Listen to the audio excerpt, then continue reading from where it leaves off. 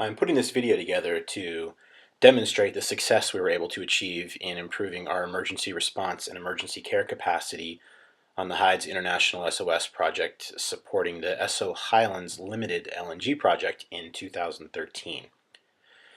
Some background on the situation we were attempting to address here. The project in the upstream Hydes area in Hela province was pretty expansive. Road travel time from one end of the project boundary to the other approached 2 hours, with lots of little work sites spread throughout the territory.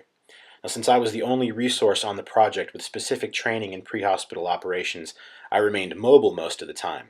And the issue with that approach is that it left the response in the main camp area to local national GP doctors and locally hired drivers based out of the clinic, neither of whom possessed any knowledge of scene operations, and in the case of the doctors, a pretty slim knowledge base with respect to acute conditions.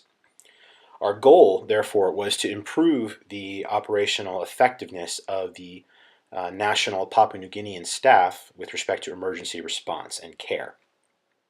Our methodology was to initiate a cycle of evaluate, train, drill, repeat.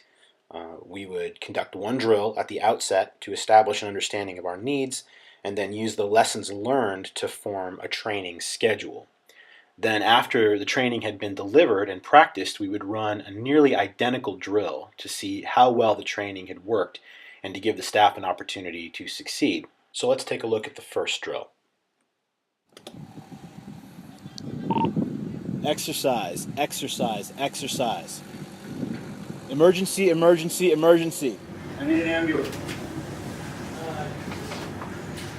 Want to answer that? Did I just hear that someone needs an ambulance? Emergency, emergency, emergency. Is the job supposed to respond first or better equipment's response, please?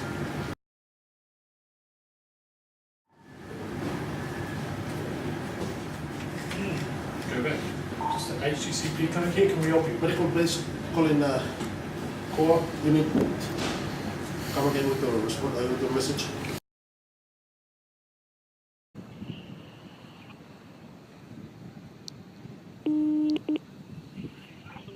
Medical base, call in unit. Come again with the response, with the message. Yeah, I have an emergency. I got a man down, an operator.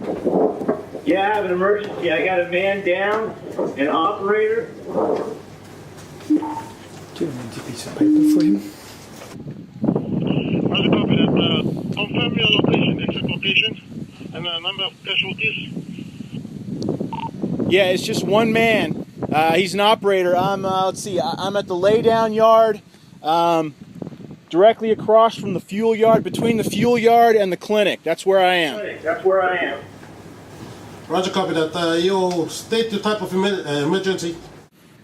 Yeah, I don't know what the situation is, man. I just need an ambulance. My operator's on the ground here. I don't know what happened to him. Just get here. It's good for you. Roger, copy that. We'll dispatch one ambulance.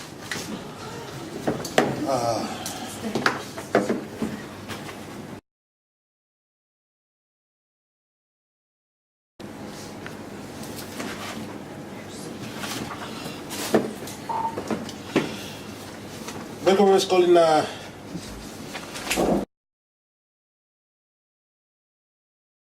call for one.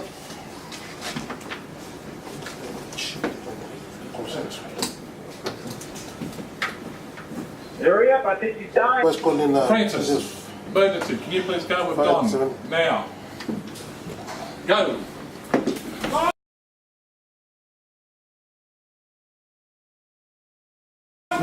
One patient that was responding unconscious. Who's got some emergency coming in, please? What's the matter? Do you know what's the matter? Sorry? What did you just see then? What did you see? So is it in the way? No. Is it in the right space? No. We'll clear it away.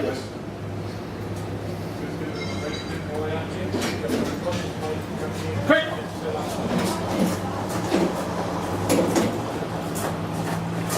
Emergency coming in.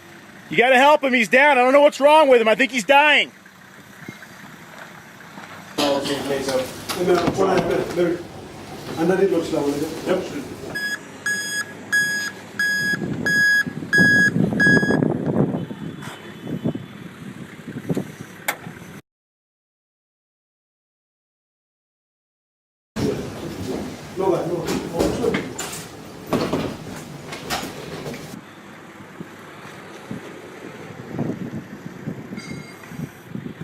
I tried talking to him, he won't talk to me.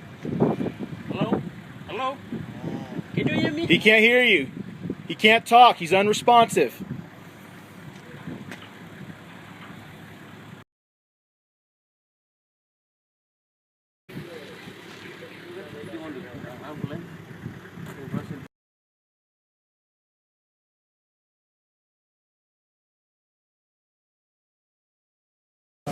If only already everyone was full.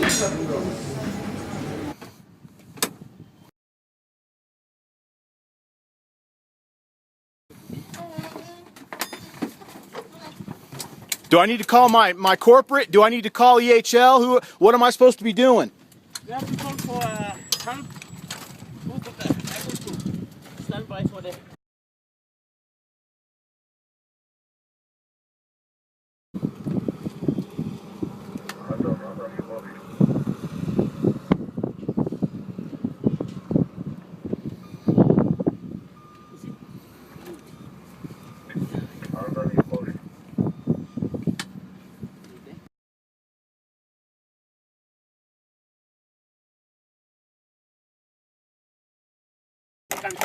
I don't know why he wound up on the ground. I'm not sure.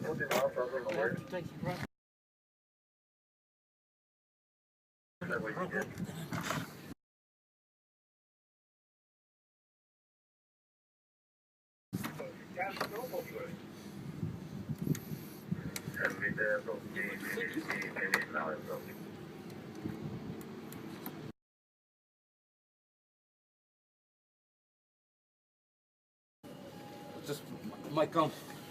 Stop.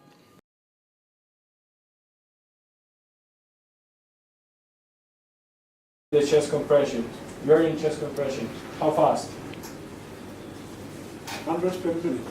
At least 100 per minute.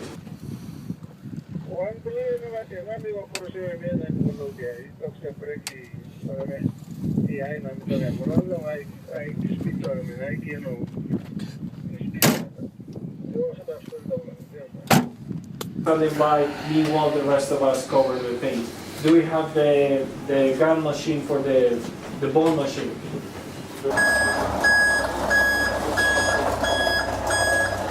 Francis, what do we have? We have a patient chest collapse. Unable to talk. Right, get him inside, let's go. What happened? The patient collapse. He was working and chest collapse.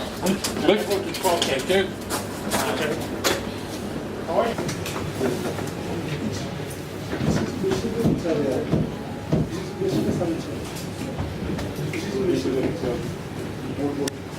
What's his name? Three. Up! Okay, lift the person Come on, up. guys, up. Person up. Stop lifting the head, come on.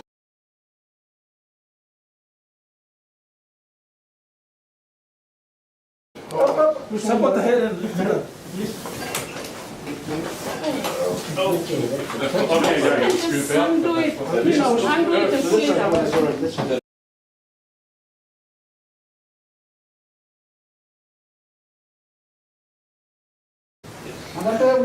Doctor, Andrea, are you okay? his roommate said he takes something called metformin.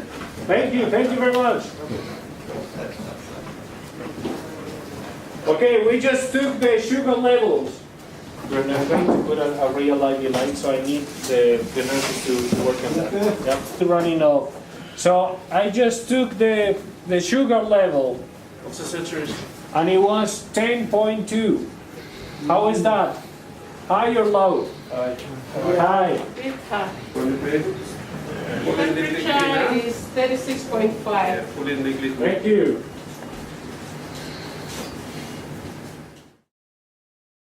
Well, as we'd expected, there were plenty of lessons learned, and those lessons did form the basis for new training that we conducted over the next couple of weeks. Most importantly, probably, was the scene operations, getting everyone familiar with how to conduct themselves on an emergency scene, as well as how to perform a rapid trauma assessment. Also, IV skills were reinforced, and communication of the team at the bedside. And once we had trained on all of that stuff and gotten everyone familiar and gotten everyone comfortable, we went ahead and conducted the second drill. Responders For any of the other traffic here on this channel, I repeat, following traffic is an exercise. Emergency, emergency, emergency. I got a man down. Roger, where exactly are you? What's your location? I'm in the lay down area, directly catty-cornered from the... Fuel area. Roger, what type of incident is this all? I'm not sure what happened. One of my spotters is down on the ground. My operator saw him laying here and doesn't know what happened. He's down. We're not sure why. Roger, are there any assets at the scene? A hazards at the scene? No, not that I can see. Everything's fine. Nothing's wrecked or anything. It's just got a man down. We're not sure why. Yeah, everything's fine. Nothing's wrecked or anything. It's just got a man down. Not sure why. Roger that. Is there any access for vehicles to come at the location? Yeah, that's affirmative. If they just come in off the main road in C4 and just pull right in, I'll wave them down. Roger that. Is there any personnel, security personnel, safety personnel on the scene? No, not yet. I haven't called safety or anything yet. You're the first call I've made. Prompting callers to give their report in ethane format was one of the big training points that we covered in the communications and radio nomenclature training. This went well. Yes, with dispatcher man now. Receiving a call for one. Just for info, you got a casualty at the industrial area just across the road. Information. We're leaving at this time for the. Copy that. Your Tango Charlie. 1605, 1605. Report on arrival. Anybody hear me? Is there anybody coming? Just affirmative. The ambulance. Go to right.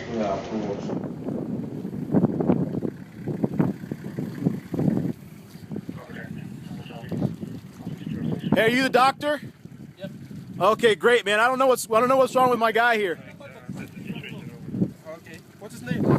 His name is Wandipe Harape. Now, one thing we noticed with the first drill was that the doctor and driver weren't communicating with one another.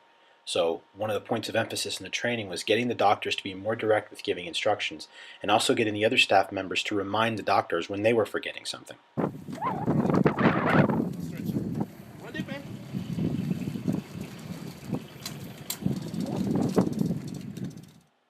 Now, positioning the ambulance properly is making everything go a lot smoother. Is there anything I can do for you? I mean, I don't know. What am I supposed to do right now? Can I help or anything? I don't know. Yes, I will need your help to get the stretcher out. Okay, no problem. Get the stretcher ready. All right. You two, Donna. You have 2 minutes to stretch it. So Yeah, the doctor wants us. In the first drill, I really rattled the nerves of both responders, and as you can see in this situation, they're both doing a lot better.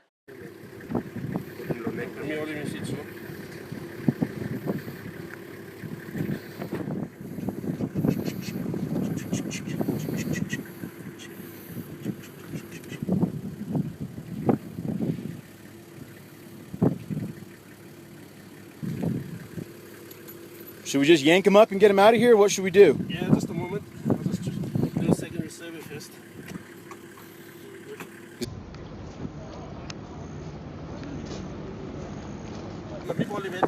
Wait on my count. I'll do 1, 2, 3. 1, 2, 3, go.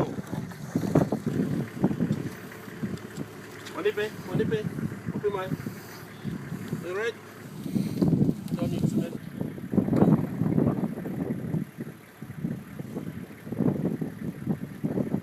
Right now. Should I just go to the clinic, or what should I do?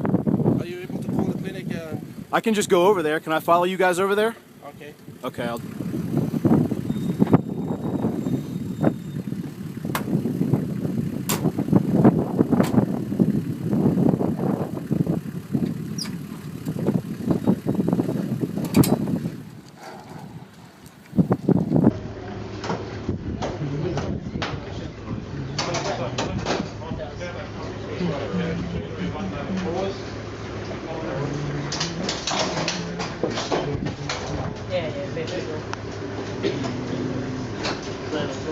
Strap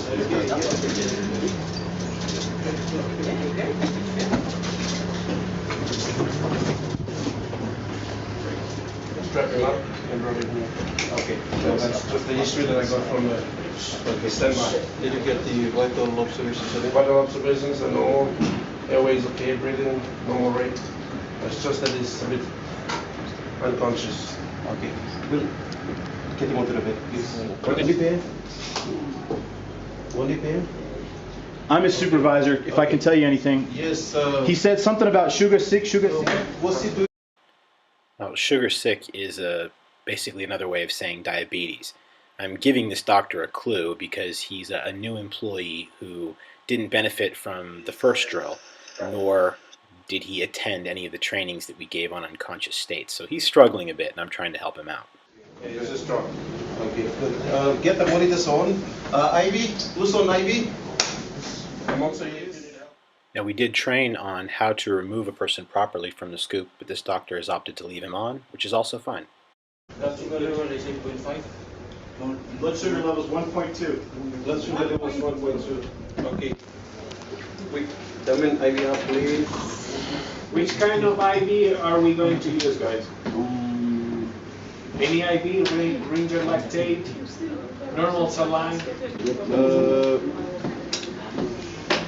We're gonna put up a. Doctor, what are we going to We're do? going to put up Atman's solution. So this patient has low blood sugar, and we have trained on unconscious states. So a lot of the people in this room know that this gentleman is suffering from hypoglycemia or low blood sugar. So this is sort of testing the scenario that we had before when Mary understood the right way to remove someone from a scoop but didn't say anything. We've also trained on speaking up when you know the correct answer to a question, and so this is sort of a test of that. The patient now has no airway because the glucose level is so low that the patient is completely unconscious. Okay, What sir. are we going to put in the patient? Okay, Give some fast glucose. Some sugar. Who says sugar? So this is actually pretty huge. Not only are we dealing with the standard doctor-nurse relationship where the nurse usually feels subservient, but we're also in Papua New Guinea, which is a very patriarchal, misogynistic culture where women are not typically encouraged to speak up. So it was difficult for us to get this point across in training that no matter who you are, what your gender or your position in the team, when you know the answer and it's in the best interest of the patient, you need to step up and say what needs to be said. So the fact that she did this time is great. And he's getting awake.